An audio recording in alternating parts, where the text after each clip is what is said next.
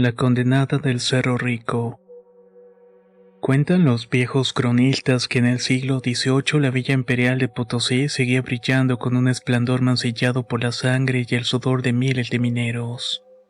Desde el descubrimiento de las famosas vetas de plata del Cerro Rico a mediados del siglo XVI, Potosí se convirtió en uno de los centros mineros más importantes del mundo. Sus riquezas, sin embargo, se edificaron sobre el trabajo forzado de indígenas y esclavos, quienes bajaban cada día el vientre del cerro sin la certeza de volver a ver la luz. Para 1780, la corona española aún dependía de la plata de Potosí para mantener su imperio. La región vivía atrapada entre el progreso aparente de sus calles y la explotación brutal de los socavones. Entre los mineros era común temer al tío de la mina, una figura demoníaca que se decía habitaba en los túneles, así como otras fuerzas más antiguas que reclamaban tributo de carne y espíritu. En ese contexto de opresión y superstición, surgió la historia de la condenada del Cerro Rico, una leyenda que aún hoy se murmura entre quienes se atreven a descender a las profundidades. Dicen que al caer la tarde, cuando los últimos rayos del sol pintaban de rojo la silueta del Cerro Rico, los mineros rezaban a la Virgen y luego hacían ofrendas de coca y alcohol a las deidades. Este sincretismo era su única manera de pedir protección contra los derrumbes, gases tóxicos y la fatiga mortal. Sin embargo, había otro rumor que comenzaba a rondar. En las noches más frías y calladas se escuchaba el llanto de una mujer que retumbaba en las galerías. Al principio los capataces lo atribuían al viento, a la sugestión de los mineros exhaustos. Pero con el paso de los meses las voces coincidían. Era un sollozo, como el de quien carga con una pena eterna. Muchos aseguraban que el lamento se intensificaba junto al olor de azufre. Es la condenada, murmuraban algunos con temor, recordando supuestos pactos oscuros que la fama de Potosí había gestado a lo largo de los años.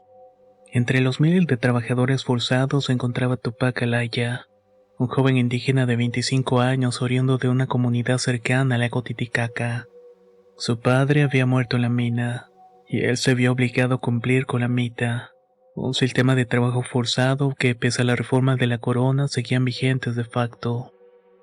Tupac soñaba con ahorrar lo suficiente para escapar de esa vida y volver a su tierra, donde aspiraba a labrar una propia parcela lejos del yugo español. Era un muchacho reservado y de mirada profunda. Su única compañía verdadera era Ñusta, su hermana menor, quien trabajaba como cocinera en uno de los alojamientos para mineros. Cada vez que Tupac salía de los socavones, Ñusta lo recibía con mate caliente y oraciones. Ambos se aferraban a la esperanza de un futuro distinto. No obstante, los rumores sobre la mujer espectral comenzaron a infiltrarse en sus conversaciones. Ñusta decía haber hablado con un anciano que juraba haber visto a la condenada deambulando por uno de los túneles abandonados. Ten cuidado, hermano. Esas almas atrapadas de la mina pueden arrastrarte con ellas, le repetía con el ceño fruncido. Tupac, por su parte, no sabía si creer en tales historias. Bastante horror real vivía cada día descendiendo a la oscuridad como para sumar leyendas. Pero un presentimiento le decía que algo turbio se movía en el corazón de la montaña.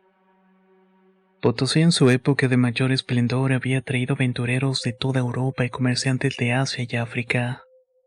La mezcla cultural era inmensa y las historias de pactos con demonios o apariciones sobrenaturales circulaban en tabernas y plazas. En ese crisol de relatos emergió la figura de Isabel de la Cruz, una mestiza de gran belleza que, según algunos cronistas no oficiales, vivió en Potosí a finales del siglo XVII. Un testimonio contaba que Isabel se había casado con un influyente minero español que la trataba con desprecio. Desesperada por liberar a su familia indígena de la servidumbre, la joven habría explorado las cuevas de Cerro Rico, y en un arrebato de furia ofreció su alma a una entidad subterránea, a cambio de que el yugo de su esposo acabara para siempre. Lo que siguió fue un incendio sospechoso en las Pocaminas, un derrumbe que mató a varios capataces y en medio del caos, Isabel terminó desapareciendo sin dejar rastro. Con el tiempo, el mito de esa mujer que pactó con fuerzas oscuras creció. La llamaron la condenada porque su cuerpo nunca fue hallado, y muchos aseguraban que su espíritu seguía penando en el Cerro Rico. No faltaba quien agregaba detalles grotescos, que Isabel había vendido la vida de mineros inocentes para cumplir su objetivo, o que se transformaba en una criatura demoníaca al acecho de las armas incautas. Una noche, un suceso inusual vino a avivar los temores. Don Eusebio, un capataz español con reputación cruel, fue encontrado desvivido en uno de los socavones. Su rostro mostraba una expresión de terror absoluto y tenía las manos agarrotadas sobre el cuello, como si hubiera intentado arrancarse algo que lo asfixiaba. Nadie supo explicar la causa del deceso, ya que no había señales de derrumbes ni de gases tóxicos. Los mineros intranquilos se persinaban y susurraban que la condenada se lo había llevado. Los superiores de la empresa minera trataron de silenciar el asunto con amenazas, pero el rumor ya corría suelto como pólvora. Tupac Alaya, que había trabajado cerca de don Eusebio, escuchó a varios compañeros narrar cómo horas antes de morir, el capataz se había quejado de que una mujer con ropas polvorientas lo estaba siguiendo. Al girarse no había nadie, pero un espantoso murmullo resonaba junto a sus oídos. Tupac, cada vez más temeroso, decidió buscar respuestas. Recordó que su difunto padre hablaba de un anciano sabio que conocía los secretos de la mina, el cual vive al extremo sur de la ciudad. Tras la jornada de trabajo, se dirigió a esa zona y encontró una humilde choza de adobe. Él lo recibió Kusi Waman, un hombre de cabellos blancos y mirada profunda, un minero que había presenciado 1000 historias en el Cerro Rico.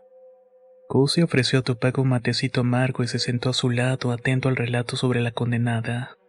Con voz serena comentó: muchos creen que ese llanto es el de una mujer que hizo un pacto con el diablo, pero no todo es tan simple, muchacho. El cerro es antiguo y no solo es plata lo que encierra.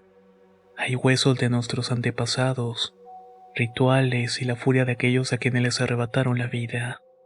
Isabel de la Cruz, o como se llame esa alma, pudo haber sido la chispa que encendió un fuego mayor. Tupac lo miró con inquietud y Kusi prosiguió. La historia dice que ella sacrificó parte de su humanidad para destruir a su esposo, pero el sacrificio la ató a la mina. No pude salir de allí, condenada a penar hasta que alguien repare el daño hecho. No sé cuál sea esa reparación, pero te aseguro de que no va a ser fácil. El anciano también le advirtió. Últimamente la actividad sísmica en los túneles había aumentado, como si el Cerro Rico quisiera sacudirse algo de encima. Ten cuidado, Tupac. Lo que crece en el corazón de la montaña podía explotar, concluyó. Mientras tanto, el descontento crecía entre los trabajadores. Las muertes en la mina se multiplicaban, y no todas eran explicables por accidentes corrientes. Había quien afirmaba que veía sombras fugaces en las galerías más profundas, y un par de mineros decían haber sido arañados por manos invisibles. La superstición se mezclaba con ira contra los supervisores españoles que los explotaban sin piedad. Un grupo de mineros liderados por Manuel Quispe, mestizo orgulloso y de carácter rebelde, comenzó a conspirar para sabotear parte de la producción y presionar por mejores condiciones. Tupac era reacio a la violencia, pero simpatizaba con la idea de luchar contra los abusos. Sin embargo, temía que cualquier acción de ese tipo terminaría en un baño de sangre. Fue en una de esas reuniones clandestinas cuando Manuel Quispe hizo un comentario inquietante.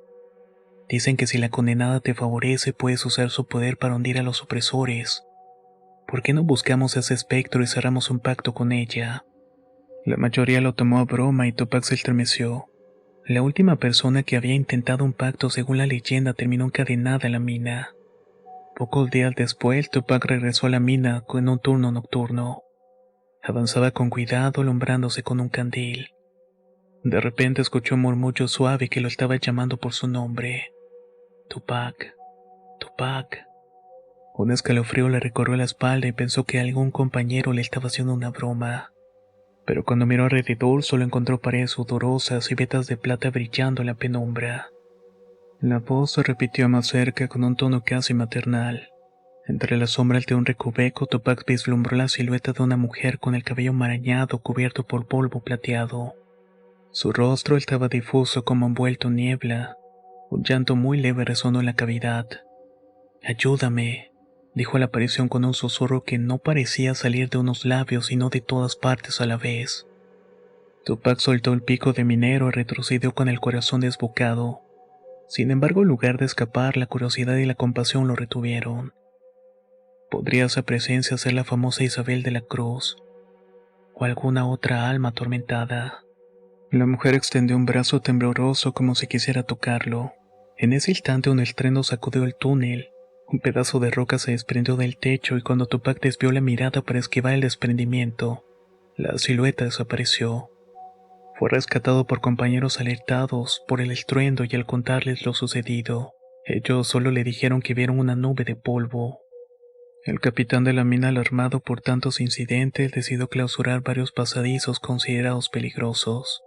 Pero Tupac no podía dejar de pensar en la figura femenina que lo llamó por su nombre. ¿Cómo lo conocía? Impulsado por una mezcla de temor y osadía, se internó en uno de los socavones prohibidos durante la madrugada. Si existía alguna verdad detrás de la condenada, él debería encontrarla para salvarse. Y quizás salvar a otros. A mitad de un pasadizo descubrió un boquete que conectaba con una galería antigua, con arcos más anchos y una mampostería distinta, quizás de la época temprana de la colonia. El aire ahí se sentía más denso, cargado de un aroma sulfuroso. Con el candil en mano, Tupac se topó con un viejo altar. Sobre una piedra plana yacía un ídolo pequeño tallado en roca que mezclaba rasgos católicos con símbolos indígenas. A su lado colgaba un crucifijo oxidado como si alguien hubiese intentado combinar ambas creencias. El lugar pareció haber sido escenario de rituales clandestinos. En el centro de ese recinto encontró un anillo con incrustaciones de plata al que le faltaba una gema. El anillo desprendía un leve brillo y un escalofrío recorrió la mano de Tupac al tocarlo. A un lado había un pergamino escrito con tinta casi borrada por el tiempo que señalaba. Aquí se selló el destino de la Señora de la Cruz. A quien rompa el pacto sellado en sangre, el cerro lo absorberá. Quien lo cumpla retendrá su libertad. Tupac se persignó sin comprender del todo. ¿Sería este el vínculo que mantenía atrapada a la supuesta Isabel? Guardó el anillo en su morral, temeroso pero decidido a averiguar la verdad. Mientras Tupac merodeaba en galerías prohibidas, su hermana Ñusta, preocupada por su ausencia, fue a buscarlo. No lo halló entre los compañeros y siguió su rastro hasta uno de los túneles clausurados. Ahí la sorprendieron Manuel Quispe y un grupo de mineros al acecho. «Buscas a tu hermano», dijo Manuel con ironía. «Creo que se metió en un sitio muy peligroso». Ñusta sintió malas intenciones en él y trató de escapar, pero Manuel la sujetó con firmeza. Le confesó que planeaba explotar la galería principal para culpar a los capataces y forzar una revuelta. «Tu hermano se entromete demasiado», añadió con desprecio. Ñusta forcejeó y en un abrir y cerrar de ojos Manuel empujó una carretilla de explosivos y prendió la mecha, sellando parte del pasadizo con un derrumbe. El estruendo resonó en toda la mina y Tupac, que se encontraba en otra sección, sintió el suelo temblando y la pólvora golpear en el aire. Corrió desesperado para buscar a Ñusta sin saber si ella estaba todavía con vida. Al llegar encontró el camino bloqueado. Solo quedaba un vano acceso a los niveles inferiores. Entre toda la polvareda alcanzó a ver una prenda que reconoció como de su hermana y su corazón se hundió. Con el anillo y el pergamino en mano, Tupac avanzó bajo la montaña. Seguía un presentimiento que le gritaba que la condenada podía guiarlo hasta su hermana. El túnel se abría a una gran cavidad donde el techo parecía forrado de estalactitas rojizas. Fue ahí donde volvió a ver la silueta de la mujer polvorienta. Se escuchó de nuevo el lamento que erizaba la piel. Cuando Tupac se acercó, ella habló con un tono que parecía mezclar su propia voz y la de un eco múltiple. «Libérame, libera a todos, la deuda». Él levantó el anillo y el pergamino mostrando su confusión. Con un gesto la mujer señaló el texto antiguo apenas legible. Quien cumple la deuda deberá entregar la sangre de un opresor para que el pacto sea redimido. La ofrenda final está en la veta de la traición. Tupac recordó historias sobre un pasadizo llamado la veta de la traición, donde solían ocurrir derrumbes que mataban a mineros, pero nunca tocaba a los supervisores. Sería necesario un sacrificio. Se negaba a pensar que debía asesinar a alguien. Sin embargo, la mujer gimió indicando con su mano espectral un camino a la oscuridad. En su mirada sin ojos, Tupac creyó leer la frase: «Yo no quería». Mientras Tupac perseguía esa sombra, Manuel Quispe, que también buscaba la salida tras el derrumbe, se encontró con ellos en la caverna. Al ver a Tupac con la figura espectral, enloqueció de miedo. Sacó un puñal y amenazó con matar a cualquiera que se interpusiera en su vida. Después de Manuel se escucharon los quejidos de Ñusta, prisionera y herida. La condenada o el espectro se movía en círculos alrededor de Manuel emitiendo un lamento desgarrador que se convertía en un siseo de furia. El mestizo temblando soltó a Ñusta un segundo y se lanzó con el puñal contra el espectro. Para su horror atravesó el cuerpo sin tocarlo como si estuviera cortando el aire. ¡Atrás, demonio!, gritó Manuel. La silueta se contorsionó y Tupac observó con asombro cómo el polvo plateado se remolinaba en torno a Manuel, el cual empezó a toser y a retorcerse incapaz de respirar. Entendió que la criatura se vengaría con una muerte horrible. Tupac acudía a la ayuda de su hermana primero y Ñusta estaba golpeada pero consciente. El joven miró el anillo y recordó las palabras del pergamino. La sangre de un opresor debía servir para romper el pacto. Tal vez esa ofrenda era justo lo que la condenada necesitaba para purgar su condena. La cueva pareció sacudirse. Vetas de plata se entechaban con fulgor espectral. La condenada, cada vez más corpórea, forcejeaba con Manuel sin necesidad de tocarlo físicamente, como si su furia se reflejara en la mente del hombre. Tupac gritó: «Basta, deja de matarlo así. Esto no es lo que quieres, ¿verdad?». La silueta se detuvo un segundo y su mirada vacía se posó en Tupac. Acto seguido arrojó a Manuel al suelo tosiendo sangre. En ese instante una grieta se abrió en la pared y parecía llamarlos. El aire sulfuroso se tornó casi insoportable. Tupac, dándose cuenta de que quizás no había vuelta atrás para Manuel, se arrodilló junto a él y notó cómo su pecho se hundía rápidamente. Una mancha de sangre comenzó a teñir el suelo y era la sangre de un opresor de la leyenda. Durante unos segundos el Cerro Rico pareció rugir. Un temblor amenazó con derribar la caverna. El espectro emitió un alarido y entonces se escuchó algo como un eco de voces múltiples diciendo: «Libre, libre al fin». La silueta adoptó el rostro semitransparente de Isabel Cruz con lágrimas de arrepentimiento corriendo por unas mejillas. Ñusta y Tupac se cubrieron mientras trozos de roca caían. Cuando el polvo se disipó, la figura había desaparecido y el cuerpo de Manuel yacía inmóvil. Con un esfuerzo casi sobrenatural, los hermanos se arrastraron lejos del derrumbe, hallando un pasillo lateral que los condujo a una salida improvisada. Al amanecer, los mineros que no habían estado en el derrumbe encontraron a Tupac y a Ñusta con las ropas rasgadas y los ojos enrojecidos. Sin querer entrar en detalles, Tupac afirmó que un colapso inesperado había matado a Manuel, así como a otros de los compañeros que estaban con él. Él logró salir guiado por una fuerza superior. Muchos lo creyeron obra del tío de la mina o de los dioses indígenas. Otros más supersticiosos aseguraron que la condenada por fin había recibido su ofrenda, y que quizás su alma habría encontrado descanso. En las semanas siguientes la actividad en la mina se tornó más estable. Los accidentes disminuyeron y la gente dejó de escuchar el llanto nocturno. Algunos atribuyeron la calma a la suerte o la mejoría de la supervisión, pero quienes escucharon la historia completa de labios de Tupac comentaban que de alguna manera el sacrificio de Manuel Quispe y la intervención del anillo que sellaba el antiguo pacto había liberado a la condenada por fin.